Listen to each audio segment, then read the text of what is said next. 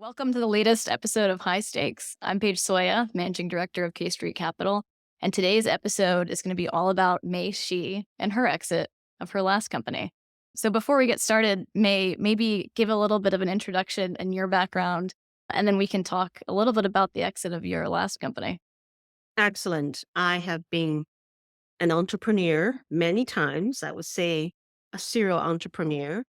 I started my first business, Chesapeake Bay Candle, in 1994. I always joke that Andy Warhol and I had a lot in common in that we both started with Campbell soup can. Obviously, he went on to become a rich and famous, defining artist of the century. And I'm still making candles. So I think that's where our destinies are different. I was not actually trained to be in that business. I was trained while growing up in China as a diplomat. I was one of the first group of 12-year-old enrolled in a diplomatic immersion program back in 1979 after Nixon opened what would be called the week that changed the world, that changed the relations between US China. And China quickly realized that they don't have a lot of career diplomats that understand languages as well as have enough history behind them. So, like many things the country do, they decided to wholesale produce them. And starting at a very young age, so I was 12, along with many 12-year-olds in my city, after being selected for academics and merits, to join 79 other kids. And we'll focus on English. I remember German, French, or Japanese for 6 years. So we have an immersion program where we learn the language. We also learn their history, culture, world affairs in the language that we're learning, which is in 1979 is pretty exceptional. Yeah, absolutely. Well, what even more interesting, Paige, is that we will have native speakers coming to teach us.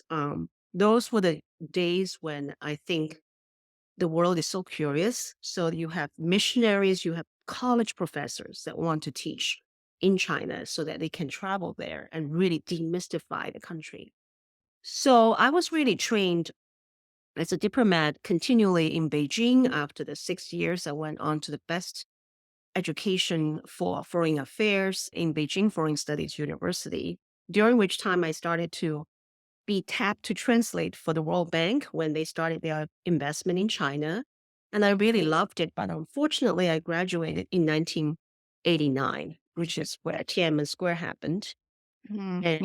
And I don't think most people in the US or the Western world know, but all the students in big cities, when they graduate that year, and I was unfortunately graduating in July of that year, we were all sent out of the cities so that even if we were offered jobs temporarily for a year, we were all sent out to farms, factories, military camps so that we get re-educated Oh my and gosh. to avoid another riot. That So must have been absolutely miserable for you, especially after going through all of that training and all of that yeah, promise, what your you are career could have been. absolutely, you know, how if you don't speak a language for a few months, it get rusty. And I was just completely devastated. And I was dating at that time, and I just felt really like isolated in a whole different way. I was looking after warehouses for export, and it was a Ugh. commodity, which is minerals. And every day I have only deal with two trucks picking up their loads, and that's the whole intensity of the day. And there's no intellectual stimulation or entertainment, so I was bored to death. So I resigned back in 1989. That was suicidal in the system, in that you're basically signing yourself off the system. You're betraying the education you're getting. So I knew that I couldn't find anything else in China, and I decided to study my graduate school. So long story short, I didn't really find a good job after I graduated because of the war. The bank was not hiring. The World Bank was heavily funded by United States, but when United States was in the first war with Iraq, they didn't pay their dues, so they're not hiring temporarily. Oh, Everything for my graduation twice always seemed to be like not aligned. So yeah. found a very boring job in New York And it was so boring that I ended up entertaining myself at Bloomingdale's next to it. I love And that. how I saw the difference of fashion and home fashion. And I told my then husband every day how home fashion was not contemporary, has not the style that fashion itself has already arrived at. And it's contemporary, it's clean, it's not clustered. And why is that? So that's how I started the business, 1994, and Wow. focusing on candles. Yeah. I mean, it's really an incredible journey. I mean, you probably learned, as miserable as it was being around those factories and understanding how they operate, ended up probably being sort of helpful to the ultimate business that you had for almost 20 years, right? Yeah, I think that business I ran since 1994 and our exit was in 2017. So it's more Okay. than 20 years. And yeah, I mean, I was growing up in a factory. My dad was an engineer and he's in charge of a group of engineers, about 200 of them. So it was always very clear to me how that world is very functional by organization. There's tiers of things, and but I never really thought that would be my destiny. So I could have been more careful. What I think really helped me was the fact that China was becoming the big machine to produce for the world. I could not tell you how I have so many friends that instead of working in foreign affairs ended up being tapped to lead foreign trade for China. So Mm, they working to export. Initially, a lot of OEM for fashion. You mm, would see Donna Karen's clothing there. You would see the knitwear for Calvin Klein. It's really a booming time for them. And they were very easy to work with because they are so hungry. There are millions and millions of people waiting to find jobs. So the doors were wide open. And when we gave them ideas, they were so receptive. So I do feel we were at the beginning of China becoming the world factory. And that timing itself is probably the biggest catalyst for our oh, success. that makes a ton of sense. So when you sold your company in 2017, this is Chesapeake Bay Candle Company. How big was it? How much of a stake did you have? Who bought it? I mean, I know it's public, but maybe It's we can all just talk about that for a second. it's all public. We sold it to Newell Brands, which is a public company, a conglomerate that holds maybe 50 consumer product companies. So they have Yankee Candle, which is very noticeable as the leader of home fragrance. They have Woodwick, but they also have a lot of Sharpie pen. It's one of their brand. They have the glue, Elmo glue, for example. They have strollers, they have pots and pans. So I think they are a $14 billion company that really controls a lot of what's available at Target and Walmart and Mhm. Amazon. So we were doing great business. I would say around 65 million maybe at that time. And it was a good valuation. We sold for 75 cash, all cash deal. All cash. That's incredible. And I think, we own 100%. I've never really had any investors. I was I gonna never, say, you didn't have any investors or any I remember we made a mistake of having investor first, asking for investment in China. Mhm. And we tell them what we do, and they say, so you're making candles. And we say, yes, we make candles. And they say, and then what do you do with the candles? And then I laughed and I said, okay, I don't think you're going to invest in this. No, Um, doesn't sound if you right. ask question, because I think they must be asking, and you use them when there's no lights, and then you blow them out when the light came back, and you are telling us there's a lot of potential and multiples in them. No, Wow. and I think Asian firms in particular. I was actually having this conversation with someone on the West Coast recently. I said they really don't understand candles in particular or home space as much they understand maybe fashion because it's more out there, right? There's more skin in the game for consumers and there's more sharing of their stories. So yeah, I mean, we tried, and when that was our answer, we ended up not going, but we borrowed initially, very heavily. But then I was able to open the doors to, you know, Yeah. some Bloomingdale, for example, and once Right. the invoices from those stores, the banks are happy to lend you, right? And we Of were course. very good at profitability. And I'm just telling you, from the first, we started in September of 1994. And by the end of the year, we made $500,000 of sales, and we were profitable Wow. So you were profitable from the very beginning. from the very It's a beginning. rare, It, rare type of it business. was, yeah, I know. And we borrowed money. We always have an open line of credit with Bank of America. I'm laughing at myself because I have not left. I've still had all my accounts with them. It's a funny thing that it all happened that way. We were too busy to even ask for different rate, for interest. They were right there next to our warehouse office, so it just happened. Now they are Right. predominant bank. That was almost 30 years ago. Wow. So when you sold it in 2017, what was the market environment like at that time? I mean, just to remind people who might have not been around in the investing space that year. I mean, they were 2000. They were born in 2000, and they were still babies. I think, the condition at that time is that the market is pretty rich in terms of multiples.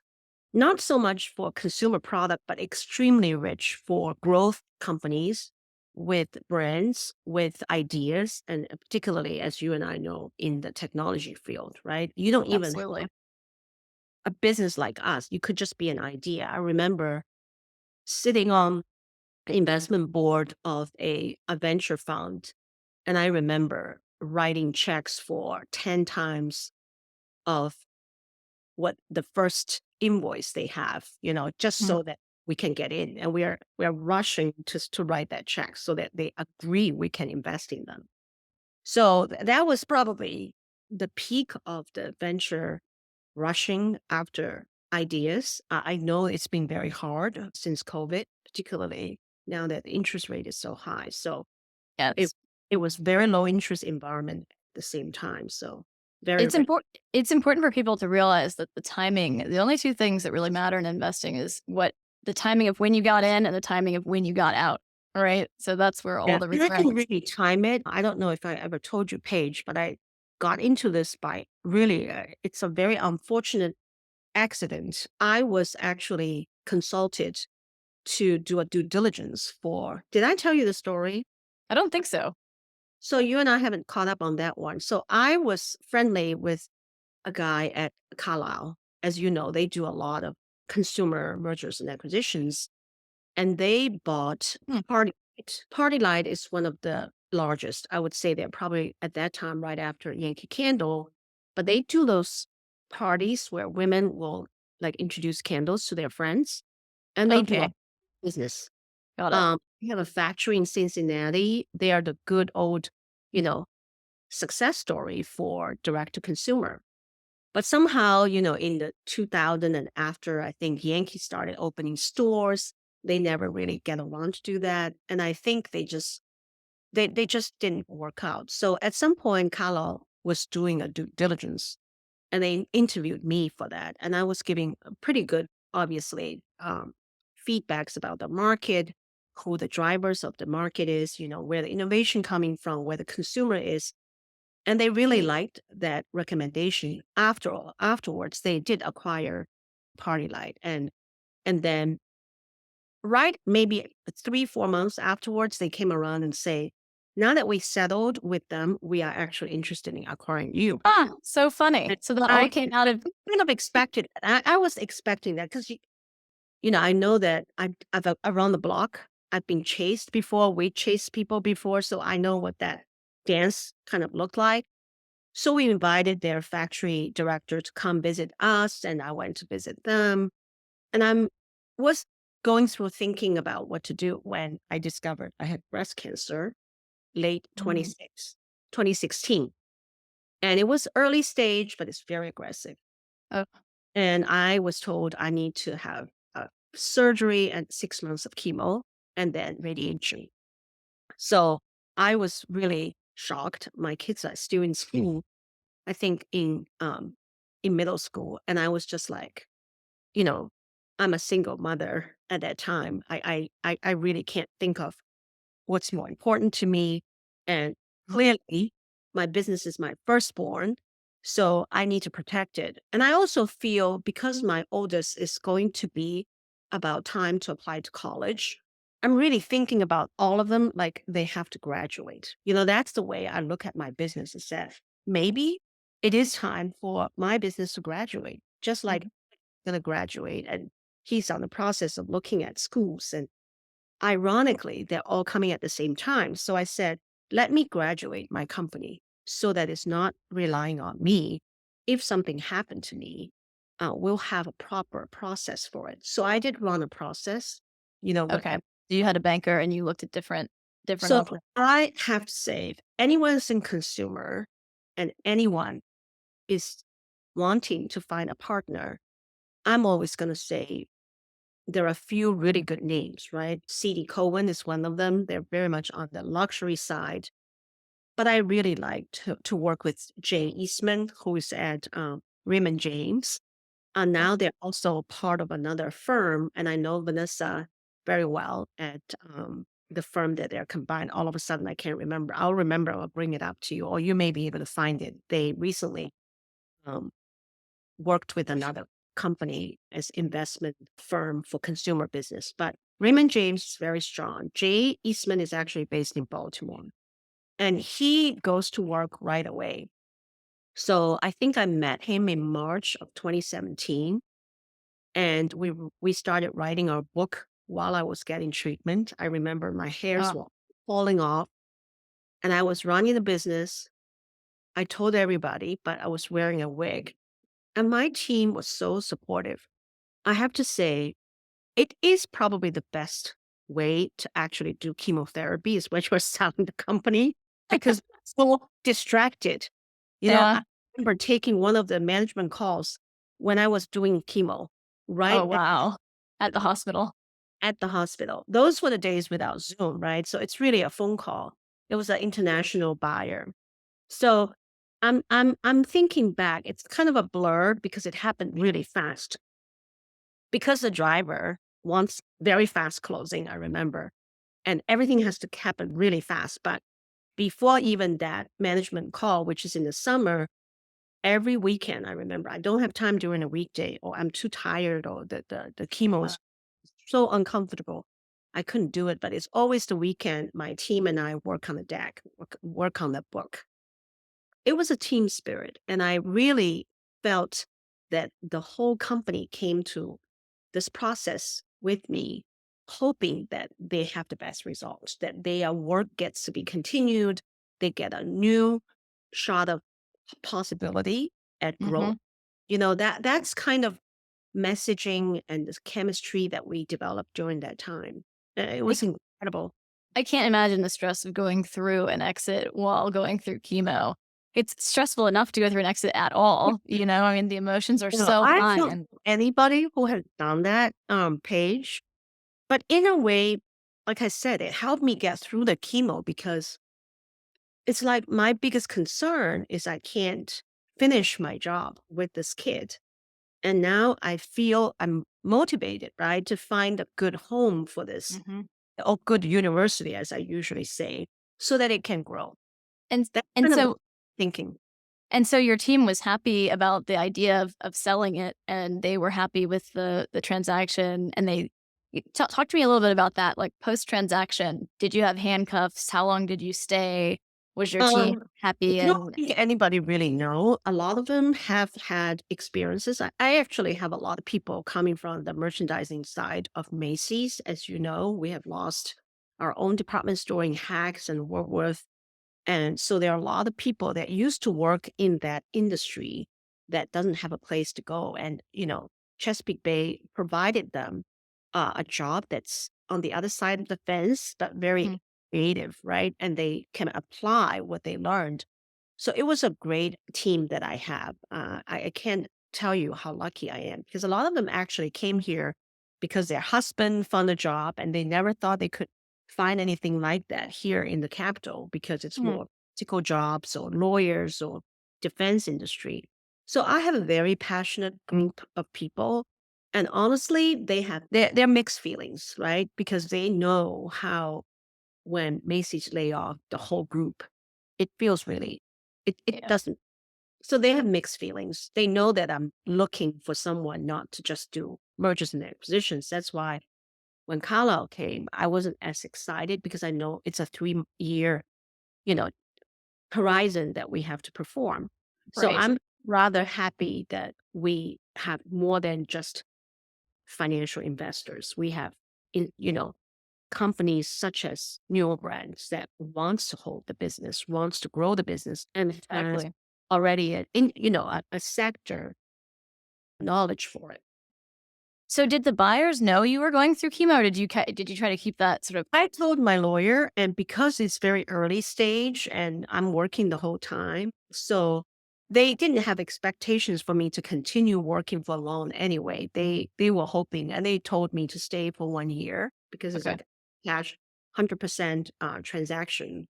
And I did, and I worked with the CEO at that time of the division very closely. She was lovely, and we traveled together to London, where they have a big European office for home fragrance. And I introduced the collection to them, the brand to them. We got everybody very excited.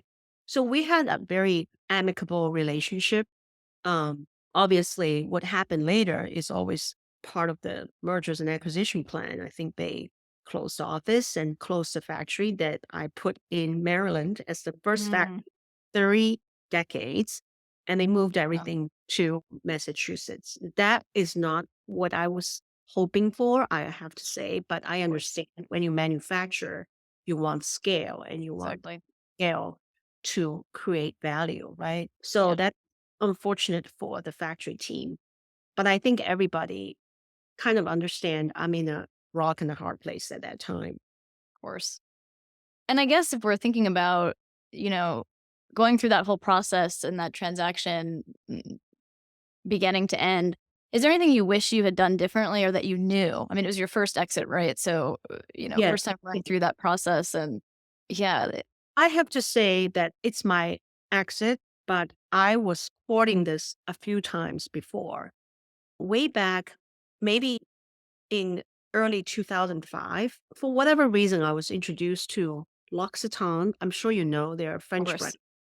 with creams and bath and body. And the thing about L'Occitane that many people did not know is that they're very international because they listed their stock in Hong Kong. Okay. And to know their CEO, who's a French guy, and we were talking about strategic relations. L'Occitane has always been very much a heritage company. They are from Provence, and they're very proud of the lavender fields, all the fragrances there. And they understand our business really well. At some point, they were thinking about acquiring some kind of shares or 100% because for their business, they didn't have a significant fragrance business. They have a very good bath and body, even shampoo, but for whatever Okay. reason, they have only like one or two candles, and they wonder if that is a mistake or miss. And in hindsight, if you look at other similar companies, I can tell you this is public knowledge. Bath and Body Works in the US, 50% of their income is from home fragrance. Wow. And, so you would see the potential could have been or close to 50%, maybe 40%, right? But very high margin, extremely also attract a lot of consumers there because the seasonality makes people shop more frequently Mhm. versus just that, Exactly. right? I mean, you need to finish the bath, lotion maybe in half a year, where literally you can finish burning a candle if you want to in a week. Right. Well, when you think about consumables and how people use fragrance, it's a lot more frequent home fragrance than, let's say, a soap or a shampoo. So looking back, I wish I had that kind of confidence to tell him that, yeah, indeed, you have you have a global retail operation also at all the premium duty free shops. That's a great opportunity to introduce fragrance, not just fine fragrance, but really fragrance as a gift, fragrance, Right. full fragrance. So I wasn't established enough, I would say. I haven't being investing individually at companies myself, to have that language, I would say probably the wisdom, or maybe ask a few other people to sort of sounding off those. I didn't hire a banker for sure, right? So it was a very direct conversation, and I highly recommend anybody who wants to sell their business never to trust that kind of relationship. The one-on-one seldom works out for your best interest because you don't have the scale to screen out those who has the potential for you. It sounds very attractive. You're eliminating the middleman, you go direct, but you're only talking to one. It's true. That's absolutely true. It's a good point. Do you feel like I guess after 2005 you started doing investing. Obviously, you're a K Street investor, a good friend of mine and LP and everything else, but you've made lots of investment along the way even before we met. Did that sort of inform you as well as like having a banker and going through a proper banking process when you sold? But like had you been investing before that yourself so you knew sort of the other side of the table Yeah. enough? I think more and more, I have always been fortunate to have a financial advisor. So I usually don't get involved until when I was divorced. Honestly, I got divorced like in the late, 2015. And that's when 2012, 2013, I was in the process of really thinking about my finance. And that's the moment where I started to pay more attention. I think that's another problem with women. We have so much confidence in our partners, and we know we're not like happy with doing that. I'm always a fun person. I'm always marketing. I love design. I love being the creative person. So sometimes you just leave that sort of as someone you trust, right? And Mhm. you're not in finance all the time. The idea of investing, the idea of selling your company is almost a little scary. It's Mhm. like, let me just avoid that. Someone else is going to take care of that. And I, founders, it's the biggest problem. You have to face that fear head on, and you have to be a financial person at some point. Mhm. Absolutely. I couldn't agree Doesn't more. mean you do all the financial fine details. It just means you have to have your eyes on the prize early Exactly. rather than avoiding that. I know a lot of founders sold their business like when they have to retire, Mhm. and they have to do a fire sale. Right. Like, Exactly. yeah, when I got sick, right? So I feel the mentality has to be more. There is never a perfect time for sale, or for investment. Other people to invest in your business. It's really how you want to structure it. And it's a very transparent, very easy to understand process if you allow yourself to think of it. Yeah, exactly. I think it's easier than people realize. It's Mm. just getting over that fear and being willing to open your mind to learn about it. Right. Then you And can understand it. also adding other people into your life, right? Mhm. That's probably the thing that for me was the hardest now, because I haven't had to run a business with another company ever, or another investor. So that kind of gives me a little bit of you know, a Yeah, second. absolutely. So I want to switch gears a little bit on this final piece here, which is after you sold the company, you started doing other things. Like I think you're sort of one of those people that never is quite finished, and you started another business, and you started a lot of other things. But we'd love to hear about what you're doing now, and just share that journey because I think for a lot of founders after an exit, you don't even know who you are anymore, and you kind of have Right. to like you figure that out. Yeah. Well, I'm still figuring that out. I sometimes I just think I'm too busy. Like, how come I'm still, working so many hours a week? Right. Can my husband and I want to take off somewhere, and we always have to check our calendars and nothing is available. So it's still a puzzle to me, but I know myself. I don't think I'm the kind that can officially retire.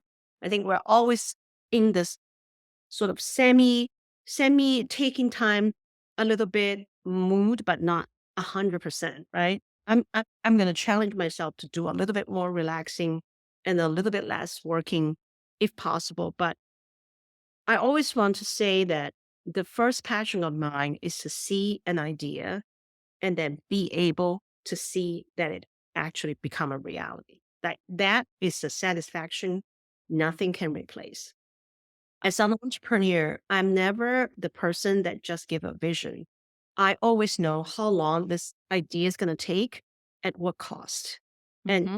like that process, it's really a journey, right? I know the word is used so often by so many, but to us, the product idea to seeing it in the store is Hmm. satisfying, and then seeing people commenting it, and not just one kind of person. It's like from the customers, from the retailers, from the investors. That's what excites me. So it's creating things from scratch.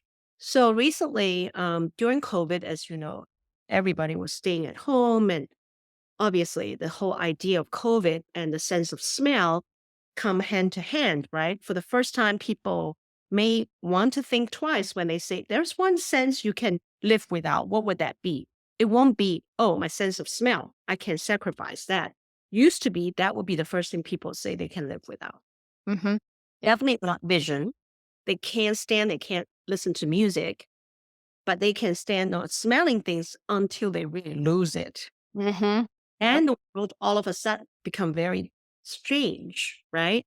There's can't taste the onion, can't taste the curry.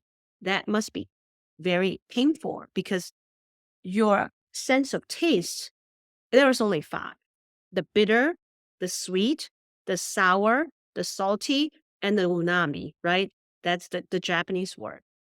Everything else is your sense of smell. That's how the world comes to you, and that's how you enjoy your food. So when you don't smell, not only you don't smell the roses, you also don't smell all your food. So people really started to realize, oh, maybe the sense of smell is more important than I thought. Maybe I need it because I can't even smell my dog.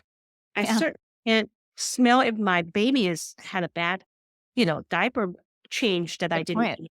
or there's a fire, or my gas is burning and I didn't notice. Right, that could be dangerous. So I was thinking about that, and I was thinking, huh, that's interesting. Finally, the whole education that we always wanted about your sense of smell is out there. No one's doing anything. We just know that's a sign of not good health, but we don't know what else to do. So that's when I decided that I want to go back to what I love, which Yeah. is, and I looked around to see anybody interested in this business. Not many, because, we're living in a world where everybody's chasing what's obvious, right? Influencers, AI. No, Bitcoin was the Mhm. rage. Right. I the Bitcoin. Why would anybody talk about diaper smell, and what does it mean to them? So that when I started that, maybe just not about any fragrance. I think when I think about myself as a busy mother and a busy, executive and mother, I always wanted something that immediately can calm me down. Or immediately, I have no patience. So immediately I smell it, I kind of can focus. And interestingly, science do support there is such a thing, and it's called fragrance, right? I don't know if you realize things Oh, can yeah. take place immediately, right? It's like, I realized this only from you, May. I learned this from you, and then I did my own research, and now I'm like a full believer. I think a lot of people don't know this though. It's a new yeah, era. you and I have this common friend who made the supplement for food, right? And people know how much you can take certain things so that you feel better. So this whole idea that we humans have to take care of ourselves, not waiting when we have an illness to go to see the doctor, Right. is becoming more and more urgent, right? I think COVID again is where people think about that.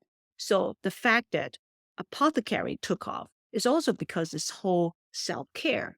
And I feel fragrance is one of the many ways we can self care. And why not in a pleasant way, not just Mhm. Exactly. bigger herbs, but also enjoying roses when you can feel renewed, or smelling some eucalyptus so that beginning of your day you can focus. So that's what I did, which I launched actually late last year at Bloomingdale. It's called Blue Me. And if anybody wants to check it out on our website, it's bloomyfragrance.com. I was actually just there. They loved the container, that it was so I very, love the container. yeah, it's just, it was just something that, Paige, I'm so happy. It's my aesthetic finally. Remember, I was at Bloomingdale's more than 30 Right. ago and say, Why is everything so ornate and so gilded? And I want something simple and cool Mhm. and fresh Yes. and speak Exactly. more to something that is about fragrance. You don't want the vessel to take away from that. So anyway, that's what I'm doing now, and we were fortunate to be launching with Bloomingdale's and soon at Saks. Yes. That's so exciting. Congratulations. So And exciting, yes. exciting to be doing it all over again, you know? It's like you had that journey and you never Yeah. give up in your mind and your spirit and you're on to this other thing. It's really cool. Well, I hope that there's more that I can share, but we are recently teaming up with NIH to go back to the question of loss of smell for consumers. So there will be more product and services to launch in the partnership there. So I'm very excited. Very cool. I know you're so busy putting it all together, but it's really cool to see the reality of it. And well, thank Thank you so much for being willing to share all of this and just your honesty and the authenticness of the story. It's I think a lot of people can learn from hearing that. 'Cause every exit is different, you know, and that Very different. The is circumstances are different, but I hope the message is very clear. There's never a good time to really sell your business. Just be prepared, find mhm, opportunity, and talk to a lot of people. mhm. Don't be afraid. And Don't me, be afraid of it. I offer my help if anybody wants to chat about their journey. So That's very cool. Thank you.